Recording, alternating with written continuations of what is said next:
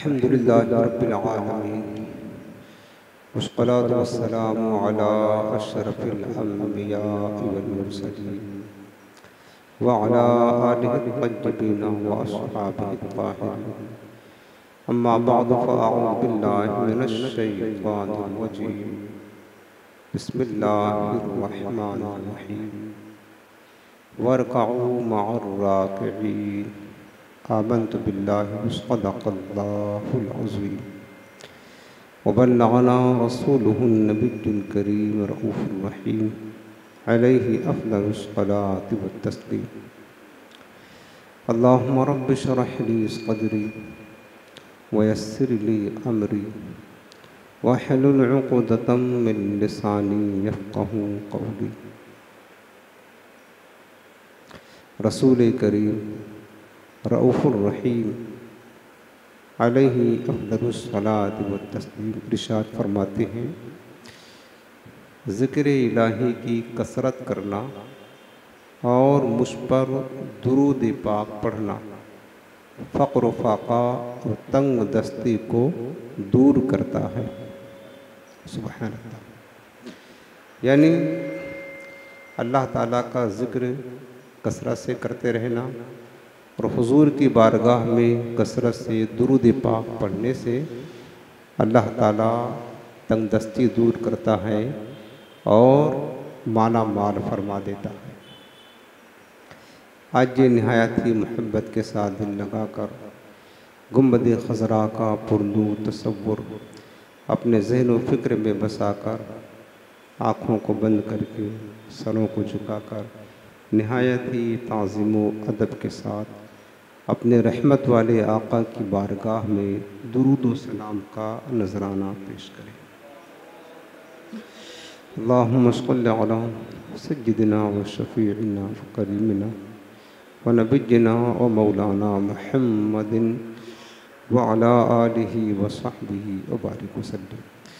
हाज़रीन मोहतरम, हफ्तावारी दर्स का सिलसिला है और आज हम जिस मौजू के तहत इस महफ़िल में ख़िताब करेंगे वो है नमाज बा जमाअत की अहमियत। हमें पता होना चाहिए कि इस्लाम ने मुसलमानों को, मर्दों को नमाज पढ़ने की ताक़ीद फ़रमाई है तो साथ साथ जमाअत की भी ताक़ीद फ़रमाई है। तो इसकी अहमियत क्या है, इसकी फ़जीलत क्या है, इसके पीछे मकसद क्या है, क्यों ताक़ीद की है? ताकि हमें जमात के साथ नमाज़ पढ़ने का शौक़ और ज़ौक़ पैदा हो। और दूसरी चीज़ ये बताना है कि देखें, जब भी आप किसी महफ़िल में जाएं, वाज़ व नसीहत की, दर्स व बयान की, तो शुरू ही से आप ये नियत कर लिया कीजिए, एक तो अल्लाह की रज़ा की खातिर दर्स व बयान सुनेंगे।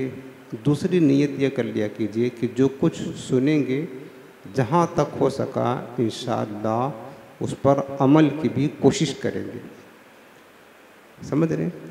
जब आप अमल की कोशिश करेंगे और अमल करेंगी तो क्या होगा कि धीरे धीरे आपकी ज़िंदगी बाअमल हो जाएगी और आप बाअमल बन कर के ज़िंदगी गुजारेंगे तो एक कामयाब बंदे मोमिन बनकर अपनी ज़िंदगी गुजारेंगे। और यही मकसूद है हमारी ज़िंदगी का। बहरहाल सूरतुल बक़रा की आयत नंबर है 43। अल्लाह पाक ने इरशाद फरमाया, वरकऊ मअर राकिईन, फरमाया कि और रुकू करो रुकू करने वालों के साथ।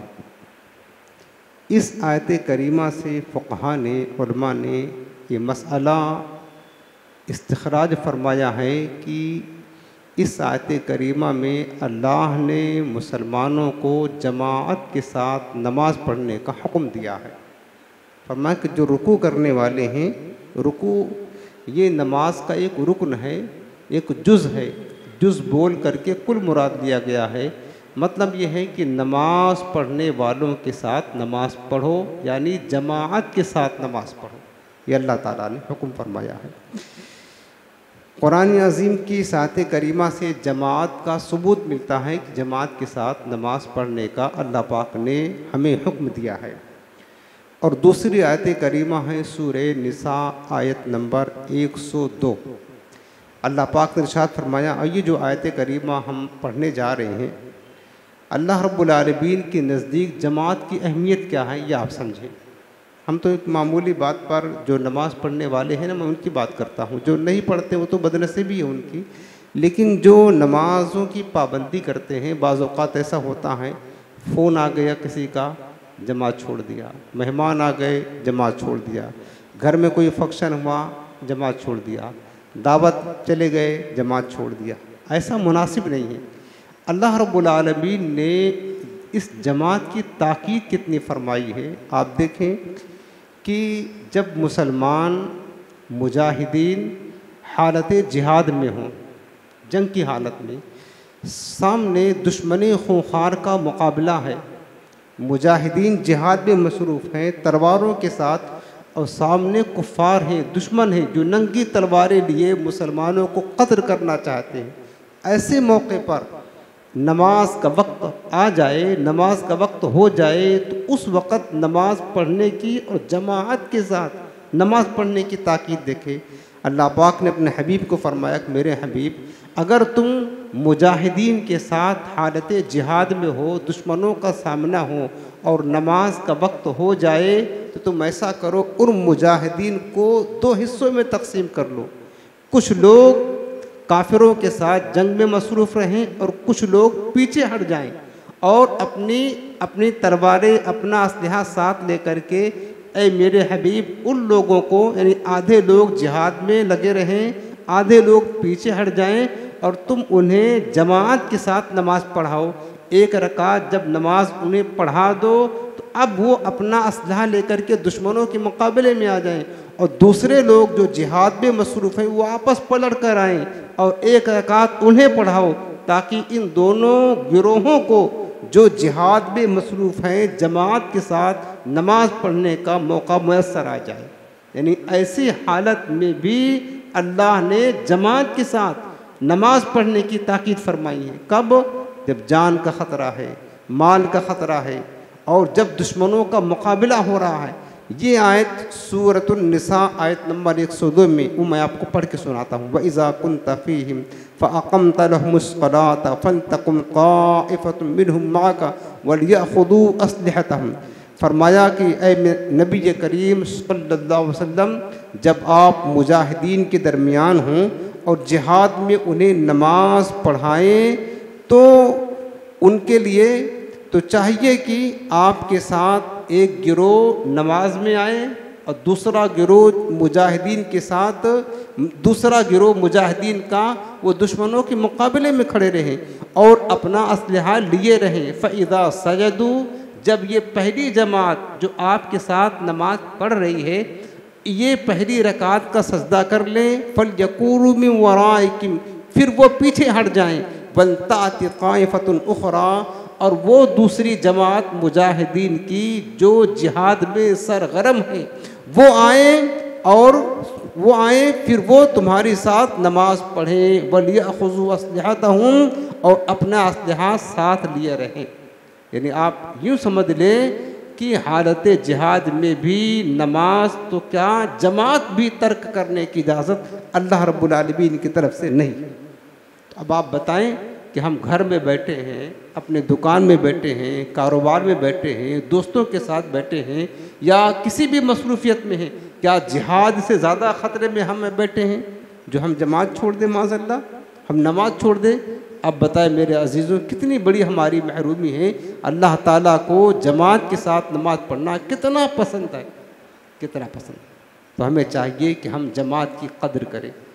जमात इस्लाम का एक निज़ाम है और अल्लाह उसके रसूल यही चाहते हैं कि मोमिनीन मुत्तहिद होकर के एक जमात के साथ रहें, ताकि काफिरों पर रौब व दबदबा मुसलमानों का कायम रहे। और जमात के साथ नमाज पढ़ना की ताकीद और इसकी अहमियत हदीस पाक में है। बुखारी शरीफ की रिवायत है, हज़रत अब्दुल्ला बिन उमर रज़ियल्लाहु तआला अन्हु मरवी, वो फरमाते हैं कि क़ाल रसूलुल्लाह सल्लल्लाहु अलैहि वसल्लम सलातुल जमात तफ़ज़ुलु सलातल फ़िज़्ज़ बिसब्इन व इश्रीना दरजतन। मेरे आक़ा करीम ने फरमाया कि जमात के साथ नमाज़ पढ़ना तन्हा नमाज़ पढ़ने से 27 गुना ज़्यादा सवाब मिलता है। यानी आप यही नमाज मसलन इशा की नमाज़ है, आप तन्हा पढ़ेंगे आपको तन्हा इशा की नमाज़ पढ़ने का सवाब मिलेगा, लेकिन यही इशा की नमाज़ मेहनत उतनी ही करनी है, रकात उतनी ही पढ़नी है। अगर आप जमात के साथ इमाम के पीछे पढ़ेंगे तो वो इशा की नमाज 27 मरतबा पढ़ने का आपको सवाब मिल जाएगा। 27 गुना सवाब जमात के साथ नमाज पढ़ने का ज़्यादा है।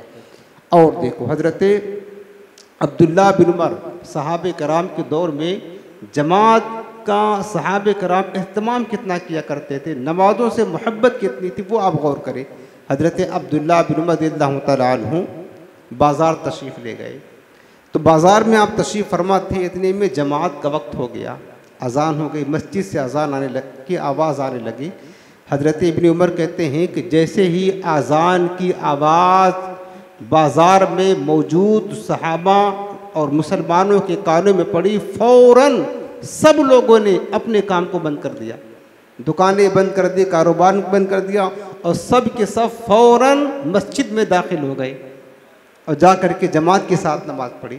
हज़रत इब्न उमर कहते हैं कि मैं देख रहा था, फिर मुझे ख्याल आया कि अल्लाह रब्बुल आलमीन ने कुरान अज़ीम की ये आयत करीमा रिजालुन ला तुल्हीहिम तिजारतुम वला बैउन अन ज़िक्रिल्लाह, अल्लाह फरमाता है कि कुछ ऐसे मर्दे मुजाहिद हैं, कुछ ऐसे लोग हैं कि जिन्हें उनकी तिजारत, उनका कारोबार, उनकी खरीदो फरोख्त कोई चीज़ अल्लाह के ज़िक्र से गाफिल नहीं करती है, किसी काम में मसरूफ़ हैं, लेकिन जैसे ही इबादत का वक्त आता है, जमात का वक्त आता है, अल्लाह के ज़िक्र का वक्त आता है, नमाज़ों का वक्त आता है, सब भूल जाते हैं। एक ही चीज़ याद रहता है, अल्लाह की बंदगी करना याद रहता है, अल्लाह की इबादत करना याद रहता है।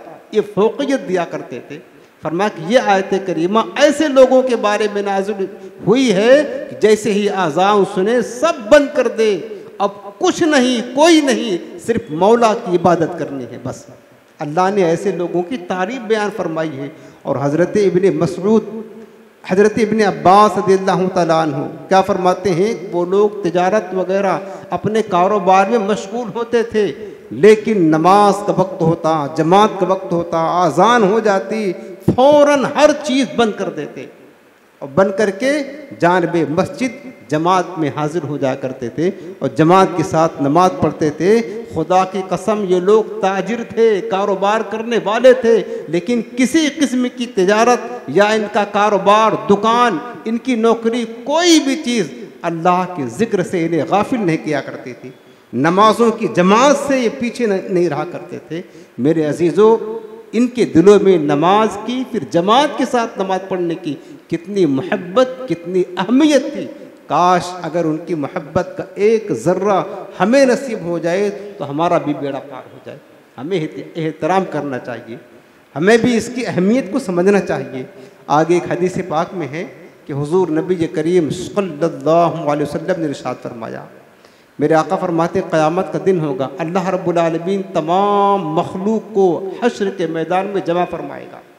फिर अल्लाह की जानिब से इरशाद होगा, कहाँ हैं वो मेरे बंदे जो हर हाल में, रंजो राहत में, खुशी गम में, मुसीबत में और आसानी में, हर हाल में अल्लाह की हम्द किया करते थे, अल्लाह का शुक्र अदा किया करते थे। मुसीबत आई तो शकवा शिकायत नहीं, कहते थे मौला जिस पर तू राज़ी है उस पर हम राज़ी हैं, तेरा शुक्र है। खुशी आई तो भी अल्लाह का शुक्र अदा करते, रंजो गम में मुब्तला हुए तो भी अल्लाह की हम्द किया करते थे। अल्लाह फरमाएगा, कहाँ हैं मेरे बंदे जो हर हाल में मेरी हम्द किया करते थे, मेरा शुक्र अदा किया करते थे। तो फरमाया मेरे आका ने, अल्लाह के इस फरमाने पर एक मुख्तसर जमात, चंद लोगों की जमात खड़ी होगी और बिला हिसाब व किताब जन्नत में दाखिल हो जाएगी। फिर अल्लाह रब्बुल आलमीन हुक्म फरमाएगा, कहाँ हैं वो मेरे बंदे जो रातों की तन्हाइयों में उठ करके अपने मौला की इबादत किया करते थे, जिनकी करवटें उनके बिस्तरों से जुदा हुआ करती थीं, जो अल्लाह की इबादत से इतनी मोहब्बत किया करते थे, जब ये ऐलान होगा तो एक मुख्तसर जमात और खड़ी होगी और वो भी बिला हिसाब व किताब जन्नत में दाखिल हो जाएगी। फिर हुक्म होगा, इरशाद होगा, कहाँ हैं वो मेरे बंदे कि जिनको उनका कारोबार, उनकी तिजारत, उनका ख़रीदो फरोख्त करना कुछ भी अल्लाह की इबादत से गाफिल नहीं किया करता था, ऐसे लोग कहाँ हैं? तो जब रब का ऐलान होगा, एक मुख्तसर सी जमात, चंद लोगों की जमात वो खड़ी होगी और बिला हिसाब व किताब जन्नत में दाखिल हो जाएगी। ये 3 किस्म के अफराद जब बिला हिसाब व किताब जन्नत में दाखिल होंगे, मेरे आका फरमाते उसके बाद जो बाकिया लोग होंगे अब उनका हिसाब व किताब शुरू किया जाएगा। मेरे अजीज़ों, खुदा की कसम ये सौदा बहुत सस्ता है। आप जमात के साथ नमाज पढ़ें, आप इबादत में चुस्ती करें, सुस्ती छोड़ें, फुर्ती दिखाएं, आप इबादत से मोहब्बत करें, अल्लाह के ज़िक्र से मोहब्बत करें। किसी भी काम में हों, आप नमाज का वक्त हो जाए, अगरचे आपकी अपनी शादी हो, दूल्हा बनकर बैठे हो, लेकिन तकाजा बंदगी का ये है कि अजान का वक्त हो जाए, सब भूल जाएं, शादी क्या है, ब्याह क्या है, दूल्हा क्या है, दुल्हन क्या है, रिश्तेदार क्या है, सब ख़त्म, सबसे ताल्लुक़ ख़त्म करके सिर्फ अपने मौला से ताल्लुक़ जोड़ ले, यही कामयाबी है। काश ऐसा हमारे दिल में ये मोहब्बत नमाज की जमाती पैदा हो जाती, काश पैदा हो जाती, काश अल्लाह ऐसी मोहब्बत डाल दे सहाबा की मोहब्बत के फैज़ान से, ताकि हमें भी इसका एहसास हो जाए, इसकी अहमियत पता चल जाए।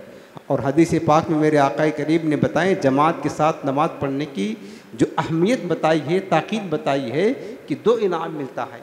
फरमाया जमात के साथ नमाज पढ़ो पाबंदी के साथ। मेरे आका ने फरमाया जिसने 40 दिन तक जमात के साथ 5 नमाजें पढ़ ली, उसके कल्ब व बातिन पर क्या असरात मुरतब होते, वो हदीस पाक आपको सुनाना चाहता हूँ। जामे तिरमिज़ी की रिवायत है, सिहाह सित्ता की। हज़रत अनस बिन मालिक रज़ियल्लाहु तआला अन्हु रिवायत फरमाते हैं, क़ाल रसूलुल्लाह सल्लल्लाहु अलैहि वसल्लम मन सल्ला लिल्लाहि 40 यौमन फ़ी जमाअतिन युद्रिकु तकबीरतल ऊला कुतिब लहु बराअतानि, बराअतुम मिनन नारी व बराअतुम मिनन निफाक़।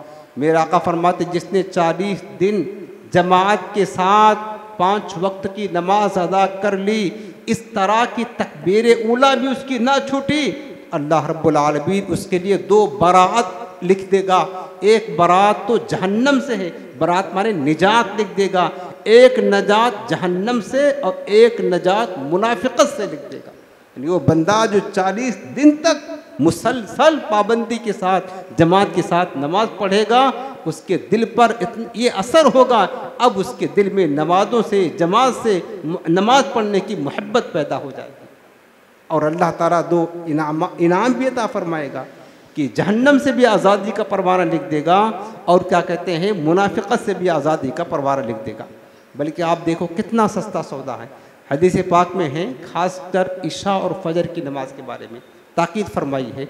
और ये 2 नमाज़ें ऐसी हैं ना जिसके बारे में मेरे आका करीम ने फरमाया कि ये 2 नमाज़ें इशा और फजर की। और आज देखें कि बहुत सारे नमाजी हमने देखा है जो हर नमाज पाबंदी से पढ़ते हैं, लेकिन इशा फजर में वो भी गायब रहते हैं, वो भी गायब रहते हैं, छोड़ देते हैं। इसको मेरे आका ने मुनाफिकों की निशानी फरमाया है। फरमाया इशा और फजर की नमाज जमात के साथ पढ़ना ये मुनाफिकीन पर भारी है। अगर इन्हें पता चल जाए इन 2 नमाजों में अजर क्या है, क्या सवाब है, तो अगर ये चल ना पाए तो घसीटते हुए लेकिन मस्जिद आए और जमात के साथ इशा और फजर की नमाज अदा करें। काश इन्हें पता चल जाता इसकी अहमियत क्या है, इसमें अल्लाह ने इशा और फजर की जमात में सवाब क्या रखा हुआ है। और सस्ता सौदा देखें, हुजूर अलैहिस्सलाम ने फरमाया कि जिसने इशा की नमाज जमात के साथ पढ़ ली, गोया कि उसने आधी रात इबादत कर ली, आधी रात। और जिसने फजर की नमाज जमात के साथ पढ़ी, गोया उसने आधी रात इबादत कर ली। अब जिसने इशा और फजर की नमाज जमात के साथ पढ़ ली, जाकर बिस्तर पर सारी रात सोया रहे, अल्लाह की रहमत देके सारी रात उसके नामा अमाल में इबादत करने का सवाब लिखा जाएगा। कितना सस्ता सौदा है, बताएं कितना सस्ता। जमात 10-12 मिनट की होती है, बस इससे ज़्यादा नहीं। यानी आप 10-12 मिनट आप इशा के टाइम दे दें जमात के साथ, और 10-12 मिनट आप फजर की टाइम दे दें, कुल मिलाकर 25 मिनट आप दे दें। 25 मिनट इबादत करेंगे, अल्लाह ताला आपको सारी रात 8 घंटा 7 घंटा इबादत करने का सवाब अता फरमा रहा है। कितना सस्ता सौदा है, लेकिन हम ये सौदा भी कबूल करने के लिए तैयार नहीं है। अगर कोई सेठ साहब ऐलान कर दे, क्या ऐलान कर दे कि सुबह आप आधा घंटा काम कर ले, दिन भर की पगार दूंगा, और रात में आप इशा के टाइम आकर के 20 मिनट काम कर ले, आपको सारी रात की पगार मिलेगी। फिर आप देख ले, आप देख ले, आप देख ले, किसी का किसी दिन गैर हाजिरी नहीं होगी। यार 10 मिनट 20 मिनट काम करके सारी रात की पगार लेना है, 20 मिनट काम कर लेंगे, दिन भर मेहनत करने से छुट्टी, चलो ना काम कर लेते। हर आदमी पहुंचने की कोशिश करेगा, लेकिन अल्लाह उसकी रसूल ये इनाम जो फरमा रहे हैं, इसको लेने के लिए हम तैयार नहीं हैं। हालांकि जो तुम पगार लोगे इसका ताल्लुक सिर्फ दुनिया से है, ख़त्म हो जाएगी, लेकिन अल्लाह उसके रसूल का जो वादा है अजर व सवाब का, इबादत का, इसका ताल्लुक आखिरत से है, जो कभी भी ख़त्म ही नहीं होने वाला, तुम्हारे मरने के बाद तुम्हें काम आने वाला है। लिहाजा मेरे अजीज़ों, इस जमात के साथ नमाज पढ़ने की अहमियत को समझें। बल्कि इतनी ताकीद मेरे आका करीम ने फरमाई है कि अगर 2 आदमी हैं ना, जैसे आप सफ़र में गए हैं या घर पे हैं, मस्जिद करीब नहीं है, तो आप खुद जमात करना चाहते हैं, 2 आदमी हैं, आका फरमाते हैं कि 2 आदमी भी जमात के साथ नमाज पढ़े। इब्न माजा के हदीस पाक हज़रत अबू मूसा अशअरी रज़ियल्लाहु ताला अन्हु रिवायत करते हैं, क़ाला रसूलुल्लाहि सल्लल्लाहु अलैहि वसल्लम इस्नानी फमा फ़ौक़हा जमाअतुन। मेरे आका फरमाते हैं कि 2 आदमी या 2 से ज़्यादा हों, तब भी उन्हें चाहिए कि जमात कायम कर ले। जमात के साथ नमाज पढ़ेंगे 27 गुना सवाब ज़्यादा उनको मिलेगा। और बल्कि एक हदीस पाक में है कि 2 आदमी हों, एक इमाम बन जाए, दूसरा मुक्तदी बन जाए, इन दोनों का जमात के साथ नमाज पढ़ना 4 लोगों को अलग अलग अलहदा नमाज पढ़ने से अफजल है, और 4 लोगों को जमात के साथ नमाज पढ़ना 8 लोगों की अलहदा नमाज से अफजल है, और 8 लोगों को जमात के साथ नमाज पढ़ना 100 लोगों की अलग अलग नमाज पढ़ने से अफजल और बेहतर है। अल्लाह के नज़दीक ज़्यादा पसंदीदा है। जमात की अहमियत है, जमात का ये सवाब है। तो मेरे अजीज़ों, चाहिए कि हम जमात कायम करें। उसके बाद आखिरत में नाम क्या होगा? क़यामत के दिन ये जो जमात के साथ नमाज़ों की पाबंदी करते हैं, अल्लाह रब्बुल आलमीन ने इनके लिए फ़ैसला क्या फरमाया है, ये हदीस पाक आप सुने। मेरे आका मदीने वाले मुस्तफ़ा इरशाद फरमाते, बश्शिरिल मशाईना फ़ी ज़ुलमिल मसाजिद बिन्नूरि ताम्मी यौमल क़यामा। फरमाया कि जो तारीक रातों में चल कर के मस्जिदों की तरफ आते हैं ताकि जमात के साथ नमाज पढ़ें, अल्लाह फरमाता है ए मेरे हबीब, तुम इन्हें खुशखबरी सुना दो कि क़यामत के दिन अल्लाह ताला इन्हें मुकम्मल नूर अता फरमाएगा। उस नूर की रोशनी में चलकर पुलिस रात से पार होकर के जन्नत में दाखिल होंगे। समझ रहे? और एक हदीस पाक में है कि क़यामत के दिन होगा, जमात के साथ नमाज पढ़ने वाले नूर के मिंबरों पर जलवागर होंगे।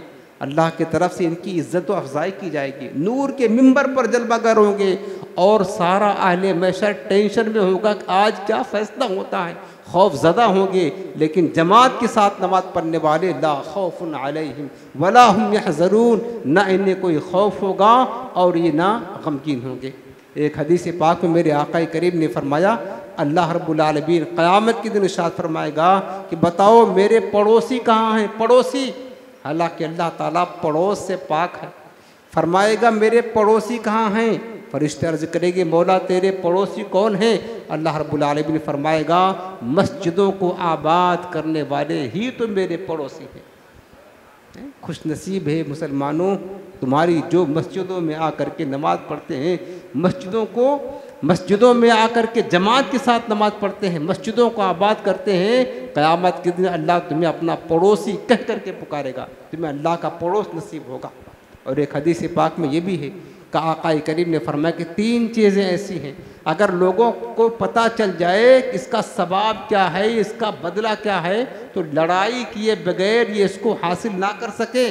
आपस में लड़ाई करें, जंग हो जाए, मैं हासिल करूँगा, दूसरा कहे मैं हासिल करूँगा, इसी बात पर जंग हो जाए। पहली चीज़ आज़ान देना, पता चल जाए लोगों को ना कि अजान का सवाब क्या है, आपस में अजान देने के लिए लड़ाई करने के लिए खड़े हो जाएं। दूसरी चीज़ ये है कि जमात के साथ नमाज पढ़ने के लिए मस्जिद में दोपहर के वक्त चल करके आना, इतना सवाब है। और तीसरी चीज़ में आका फरमाते पहली सफ में नमाज पढ़ने का सवाब, और इस पहली सफ को मलाइका के सफ के मिसल आका ने करार दिया है। समझ रहे ना, जमात के साथ नमाज पढ़ने की ये अहमियत है। उसके बाद जो शख्स जमात में शामिल होने के लिए घर से नियत करता है कि जमात में शामिल होंगे, लेकिन बाज़ औक़ात अगर वक्त पता नहीं होता है तो जमात छूट गई होती है, लेकिन नियत है और आप नियत करके मस्जिद में की तरफ चले ताकि जमात के साथ नमाज पढ़े, और जमात छूट गई है उसे भी अल्लाह ताला पूरी जमात के साथ नमाज पढ़ने का सवाब अता फरमाएगा। पूरा सवाब देगा अल्लाह रब्बुल आलमीन जमात के साथ नमाज पढ़ने का, जबकि आप जमात की नीयत से घर से चले। अब देखें कि ये तो जमात के साथ नमाज पढ़ने वालों का इनाम था ना, लेकिन जो लोग जमात के साथ नमाज नहीं पढ़ते हैं, जो लोग जमात के साथ नमाज नहीं पढ़ते। और एक हदीस पाक और सुन लें जमात की ताकीद के मुतालिक, मिशकात शरीफ की रवायत है। हज़रत अबू दरदा रज़ियल्लाहु तआला अन्हु रवायत फरमाते हैं कि रसूलुल्लाह सल्लल्लाहु अलैहि वसल्लम ने इरशाद फरमाया कि जिस गांव या बस्ती जंगल में 3 आदमी हों और वो बाजमात नमाज ना पढ़ें तो उन पर शैतान मुसल्लत कर दिया जाता है। 3 आदमी अगर हैं ना, तब भी ज़रूरी है कि उनके लिए कोई जमात के साथ नमाज पढ़े। और एक हदीस पाक में ये भी आया है कि जब कोई बकरियों को चराने वाला जंगल की तरफ जाता है बकरियां लेकर के, वो अकेले होता है, और जब नमाज का वक्त हो जाता है तो अल्लाह की मोहब्बत में आज़ान कहता है, फिर तने तनहा नमाज पढ़ना शुरू करता है। अल्लाह ताला उसकी तरफ देखकर फरिश्तों के सामने फ़ख्र करता है और कहता है देखो ये है मेरा बंदा जो मेरी इबादत से इतनी मोहब्बत करता है, यकीनन ये मेरे डर की वजह से कर रहा है, ये आज़ान कह रहा है, नमाज पढ़ रहा है।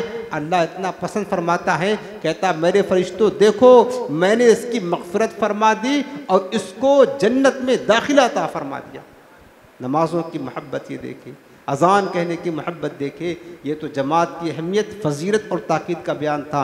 अब गौर के साथ वो सुने जो लोग जमात के साथ नमाज पढ़ सकते हैं, कुदरत है, मस्जिद करीब है, फिर भी जमात के साथ नमाज नहीं पढ़ते, जमात में आने के लिए सुस्ती करते हैं, लापरवाही करते हैं, उनके बारे में आका करीम ने क्या इरशाद फरमाया है। सरकार रहमतुल लिल आलमीन है, उम्मत पर मुशफिक आका, माँ बाप से ज़्यादा अपनी उम्मत से प्यार करने वाले आका, सारी रात उम्मत के गम में रोने वाले आका, कितना मोहब्बत करते अपनी उम्मत से। वो मेरे आका जिनके बारे में कुरान ने फरमाया अज़ीज़ुन अलैहि मा अनित्तुम, ऐ लोगो तुम्हारा मशक्क़त में पड़ना मेरे महबूब के दिल पर शाख गुजरता है। अगर उम्मत मशक्क़त में हो मुस्तफ़ा को तकलीफ़ होती है, कांटा अगर उम्मती के पैर में चुभता है तो तकलीफ़ मुस्तफ़ा को होती है। इतना मोहब्बत हमारे नबी, आपके नबी हमसे और आपसे और अपनी उम्मत से प्यार करते। लेकिन जमात की जब बात आती है ना, मेरे आका ने एक मौके पर फरमाया, जब देखा कि कुछ लोग जमात में सुस्ती कर रहे हैं, और जानते हो वो दौर रिसालत था, वो दौर सहाबा था, उस दौर में कुछ ऐसे थे ना जो बज़ाहिर मुसलमानों का लिबादा ओढ़े हुए थे, लेकिन अंदर से मुनाफिक थे। मुनाफिक दौर रिसालत की बात, और उनकी अलामत ये होती थी कि मुनाफिक नमाज में सुस्ती किया करते थे। वैज़ा कामू इलस्सलात कामू कुसाला, जब नमाज में खड़े होते तो बस काहिली की तरह खड़े होते। युराऊन अन्नास, वो लोगों को दिखाने के लिए आया करते थे ताकि लोग जाने हम मुसलमान हैं, लेकिन जब मौका मिलता तो जमात के साथ नमाज ना पढ़ते, छोड़ देते, फजर की जमात में गायब रहते, इशा की जमात में गायब रहते। इसलिए तो मेरे आका ने फरमाया कि फजर और इशा की नमाज जमात के साथ पढ़ना मुनाफिकों पर भारी है। उस दौर में जो लोग जमात छोड़ते, क्योंकि सहाबा से तो ये तसव्वुर नहीं किया जा सकता कि सहाबा कभी जमात छोड़ दे, ये मुमकिन ना था। सहाबा हुजूर के फैज़ से, नमाजों से, जमात से इतनी मोहब्बत किया करते थे कि सहाबा को तो अगर एक जमात छोड़ जाती वो सारी रात रोया करते थे। उनका हाल तो ये था। तो उस दौर में जो जमात छोड़ा करते थे वो कौन थे? वो मुनाफिक लोग थे। जब मेरे आका ने देखा कि लोग जमात के साथ नमाज पढ़ने में सुस्ती करते हैं, आका करीम बावजूद है कि उम्मत से प्यार करते हैं, हुजूर जलाल में आकर फरमाने लगे कि क्या हो गया है लोगों को जो जमात में सुस्ती करते हैं। मेरा जी चाहता है कि मैं अज़ान कहने का हुक्म दूं और नमाज का वक्त हो जाए तो अपने मुसल्ले पर किसी को खड़ा कर दूं, वो जमात से के साथ नमाज पढ़ाए और चंद नौजवानों को लेकर के जाऊं जो लोग जमात में हाजिर नहीं होते हैं, उनके घरों को आग लगा करके जला दूं, उनके घर खाकिस्तर हो जाए। इतना जलाल फरमाया जो जमात में नहीं आते, जी चाहता है कि उनके घरों को जला करके खाक कर दूं। वो ये अल्लाह की रसूल हैं जो मेरे आका जलाल फरमा रहे। किसके लिए? जो जमात के साथ नमाज नहीं पढ़ते उनके लिए, जो जमात के साथ नमाज नहीं पढ़ते सुस्ती करते उनके लिए। अब मेरे अजीज़ों, यहाँ गौर करने की बात है, वो नमाज पढ़ते थे लेकिन जमात छोड़ देते थे। जो लोग सिरे से नमाज ही छोड़ करके बैठे हुए हैं, नमाज से गाफिल हैं, उनका हाल क्या होगा? वो अल्लाह के रसूल के गज़ब की किस कदर शिकार होंगे, उन्हें इस बात पर गौर करने की हाजत है। तो लिहाजा मेरे प्यारे, जमात की अहमियत को समझें, जमात के साथ नमाज को अहमियत को समझें, नमाज पढ़ें, जमात के साथ पढ़ें। और एक हदीस पाक में है कि आदमी की बदबख्ती और बदनसीबी के लिए यही काफ़ी है कि मुअज्जिन की आज़ान सुने और नमाज को ना जाए, यही उसकी बदनसीबी के लिए काफ़ी। आज़ान सुन रहा है, जाना चाहिए, लेकिन फिर भी वो जमात में हाजिर नहीं हो रहा है। फरमाया कि यही उसकी बदनसीबी के लिए काफ़ी है। और याद रखना, जमात के साथ नमाज पढ़ने की अहमियत क्या है। हज़रत उमर फ़ारूक आज़म का दौर खिलाफत था, एक नौजवान था, सारी रात इबादत किया करता था, लेकिन सुबह फजर में भी आता था। ऐसे नहीं कि सारी रात इबादत कर दिया तो सुबह गफलत की नींद पड़ा, फजर की नमाज कज़ा कर दिया ना। सारी रात तो नफिल इबादत होती है ना। फजर की जो नमाज फ़र्ज़ है, जमात वाजिब है, सारी रात नफिल पढ़ता, सुबह फजर में भी जमात में हाजिर होता। एक बार ऐसा हुआ कि हज़रत उमर ने देखा कि वो बंदा नौजवान फजर की जमात में हाजिर नहीं है, तो हज़रत उमर चले गए उसके घर पूछने के लिए क्या मामला है।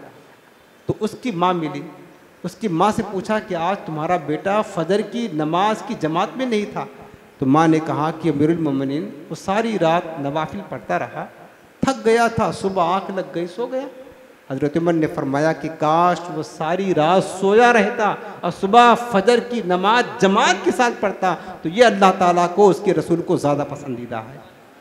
सारी रात सोया रहता और सुबह फजर की नमाज पढ़ता जमात के साथ। यानी हज़रत उमर के नज़दीक, अल्लाह उसके रसूल के नज़दीक, सारी रात जो बंदा इबादत कर रहा है ना, वो नफली काम है, लेकिन फ़जर में जो फ़जर की नमाज जमात के साथ पढ़ना, ये फ़र्ज़ और वाजिब का दर्जा रखता है। तो फ़र्ज़ और वाजिब को अदा करना सारी रात नफिल पढ़ने से ज़्यादा सवाब है।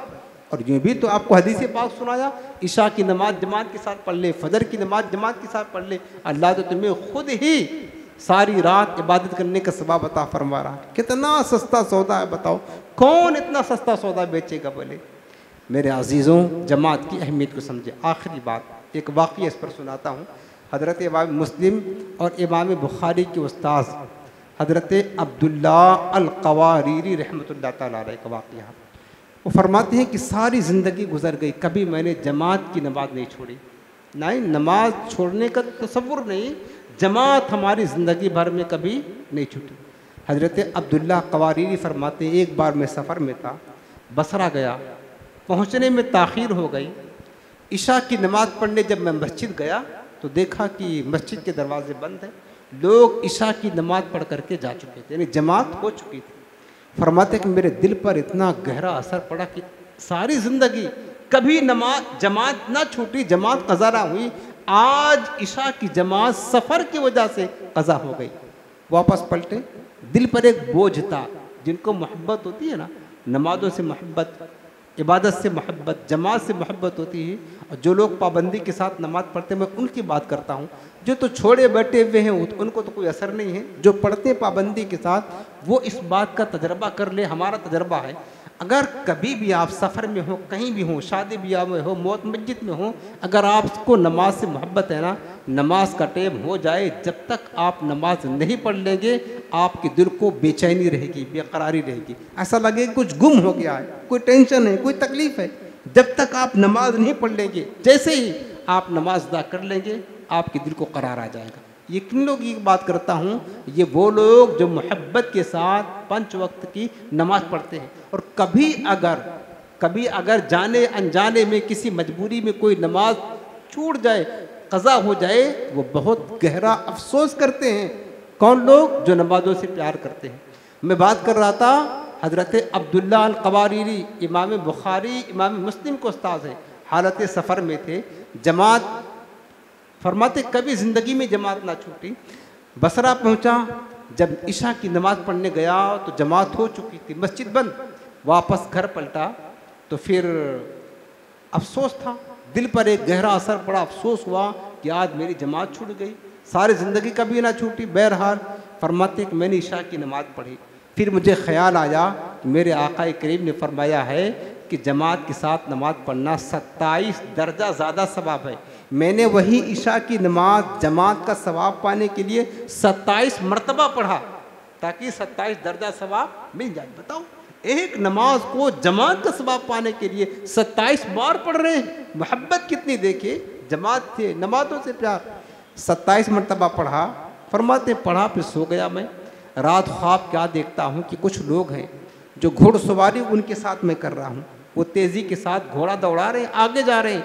मेरा घोड़ा अच्छा भी है, मैं भी चाबुक पे चाबुक लगा रहा हूँ, एड़ लगा रहा हूँ, घोड़ा दौड़ा रहा हूँ तेज़ी के साथ। लेकिन जो आगे बढ़ाता वो और आगे दूर जाते और भागते, यानी घोड़सवारी का मुकाबला हो रहा है। और वो जो हमारे आगे हैं ना, वो तेज़ी के साथ घोड़ा बढ़ा कर जाते, मैं तेज़ी के साथ बढ़ाता लेकिन उनको ना पा सकता। तो जो मेरे सामने घोड़ा दौड़ाते हुए जा रहा था, उसने मुझे मुड़कर पीछे देखकर कहा कि अब्दुल्ला, अपनी जान को हलाकत में ना डालो, तुम हमें नहीं पा सकते, तुम हमें नहीं पा सकते। मैंने कहा क्यों? तो उसने कहा कि अपनी जान को हलाकत में मत डालो अब्दुल्ला क़वारीरी, तुम हमें नहीं पा सकते। लिअन्ना सल्लैनल इशा बिल जमात, इसलिए कि हम इशा की नमाज जमात के साथ पढ़े हैं। व अंता सल्लैत बिल वहदा, और तुम इशा की नमाज तन्हा पढ़े हो, हमारा मुकाबला नहीं कर सकते हो, हमारा मुकाबला नहीं। मेरे अजीज़ों, आखिरी बात अर्ज़ करता हूँ, खुदा के वास्ते जमातों की अहमियत को समझें। जो लोग नमाज़ों से दूर हैं, नमाज़ों से अभी भी गफलत करते हैं, अब वक्त नहीं रहा कि वादा करें बाद में पढ़ लेंगे, कल पढ़ लेंगे, जुम्मा को, रमज़ान को, ना, आज पक्का हिद करें। मैं आपको पूछता हूँ यार, खुद अपनी ज़िंदगी पर गौर करें। ज़िंदगी पर आपको रब ने सिर्फ अपनी इबादत के लिए पैदा किया है, काम काज के लिए नहीं पैदा किया, जॉब करने के लिए, नौकरी करने के लिए, दुकान खोलने के लिए नहीं। ये हमारी ज़रूरत है, मकसद नहीं है। मकसद अल्लाह की इबादत और बंदगी है। मैं आपको पूछता हूँ मेरे अजीज़ों, आप दुनिया की थोड़ी सी दौलत कमाने के लिए सारा दिन अपने कारोबार में लगाते हैं, सारा दिन। अगर ज़रूरत पड़े आपके काम काज के सिलसिले में तो 2-2 घंटा धूप में खड़े रहते हैं, और खड़े रहते हैं, खड़े रहेंगे। ज़रूरत पड़े तो 50 किलोमीटर बाहर जाना पड़े तो भी आप पैसा कमाने के लिए वहाँ भी जाएंगे, सारा दिन। और ज़रूरत पड़े तो आप रातों को जाकर नाइट काम भी करते हैं, वह टाइम भी लगाते हैं। किस लिए? दुनिया की दौलत हासिल करने के लिए। सब कुछ करने के लिए तैयार है, धूप बर्दाश्त करने के लिए, ठंडी बर्दाश्त करने के लिए, बारिश है वो भी बर्दाश्त करने के लिए, सब काम करने के लिए, दुनिया के लिए हर कुर्बानी देने के लिए तैयार, हर तकलीफ बर्दाश्त करने के लिए तैयार, मुशक्क़त उठाने के लिए तैयार। मेरे अजीज़ों, जब तुम 12-12 घंटा ड्यूटी देते हो दुनिया पर के पैसा कमाने के लिए, तो रब की बारगाह में 10-20 मिनट क्या हाज़िरी नहीं दे सकते हो? क्या ये मुशक्क़त का काम है कि जो आप सुबह से लेकर दोपहर तक और फिर दोपहर से शाम तक अपने काम काज के लिए भाग दौड़ करते हो, जॉब के लिए भाग दौड़ करते हो, वो मुशक्क़तों भरा काम है? उसमें ज़्यादा तकलीफ़ है कि मस्जिद में आकर एसी में ठंडक में आराम से आकर के 20 मिनट नमाज पढ़ना, आपका जहन भी फ्रेश, आपका जिस्म भी फ्रेश, आपके दिल को सुकून, इसमें जो लज्जत है, बताओ क्या इस काम के लिए आप तैयार नहीं हो सकते हैं? नहीं टाइम दे सकते हैं? अरे 12-12 घंटे काम के लिए दे सकते हो, अपने रब के लिए, जो रब तुम्हें नेमतें दे रहा है, जो सेहत देता है, जिस रब ने तुम्हें ईमान की दौलत दिया है, अक्ल व शऊर दिया है, करोड़ों नेमतें दी है, उस रब के लिए 20 मिनट एक टाइम के लिए नहीं दे सकते हो यार? खुद सोचो ज़िंदगी पर हम किस नहिज पर जा रहे हैं, किस मोड़ पर जा रहे हैं, कहाँ खड़े हैं, किधर जा रहे हैं? दुनिया के लिए भारी भारी तकलीफ़ें बर्दाश्त करने के लिए तैयार, अपने रब की बारगाह में सर झुकाने के लिए रब के हुजूर खड़े होने के लिए, जमात के साथ नमाज पढ़ने के लिए, कुछ भी कुर्बानी देने के लिए तैयार नहीं। कितनी बदनसीबी है, कितनी बदनसीबी है। आदमी की बदबख्ती, बदनसीबी के लिए यही काफ़ी है कि आज़ान की आवाज़ सुने और फिर जमात के साथ नमाज ना पढ़े। मेरे अजीज़ों, खुदा के वास्ते इसकी अहमियत को समझें। जितने लोग आज यहाँ बैठे, मैं खुसूसी दावत देता हूँ, हाथ जोड़ कर कहता हूँ, आप बहुत बड़ी भूल कर रहे हैं। नमाज़ों को क़ज़ा करके, ज़ाय करके बहुत बड़ी गलती कर रहे हैं। अल्लाह की कसम, बहुत बड़ा आखिरत का नुकसान कर रहे हैं, नुकसान, बहुत बड़ा नुकसान कर रहे हैं। आपको एहसास नहीं है कि हम कितना बड़ा अपना खसारा कर रहे हैं और अल्लाह के कहर व गज़ब, अल्लाह के अज़ाब को, आखिरत के अज़ाब को, कब्र के अज़ाब को हम अपने ऊपर मुसल्लत कर रहे हैं। कितनी बड़ी दावत दे रहे हैं। अल्लाह की नाराज़गी मोल, आपको इस बात का एहसास नहीं। एहसास पैदा करें, नमाज़ों से मोहब्बत करें। अगर जमात पाना आपको मुमकिन है ना, तो आप जमात के साथ ही नमाज़ पढ़ें, लेकिन अहले सुन्नत की मस्जिद में पढ़ें, बदमज़हबों क्या नहीं। अगर आप जहाँ रहते हैं, घर या कारोबार में, दुकान, जॉब पर जाते हैं, जमात मुश्किल है, नहीं पा सकते हैं, तो आप तन्हा नमाज़ पढ़ें, लेकिन बहरहाल नमाज़ तो पढ़ना है।